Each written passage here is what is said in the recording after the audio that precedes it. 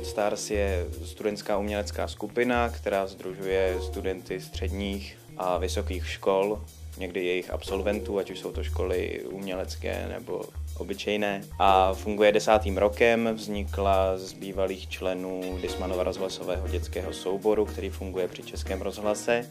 4. sezónu funguje v klubovém sklepním prostoru Harold a inscenuje zde texty moderní dramatiky i klasické tituly.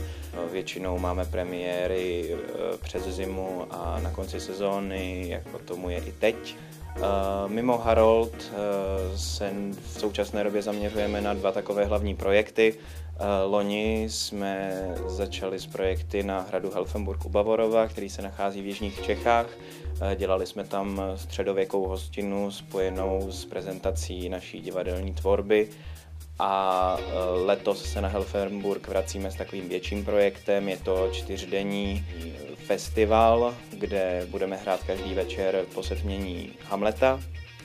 A v sobotu zároveň poslední den toho festivalu bude jaksi bohatší program. Pozveme si tam i jiné divadelní soubory, budou tam hrát kapely a všelijak podobně. Dalším projektem, na kterém momentálně pracujeme a plánujeme se jim zabývat i dál, je Festival studentských divadel v divadle v Celetné.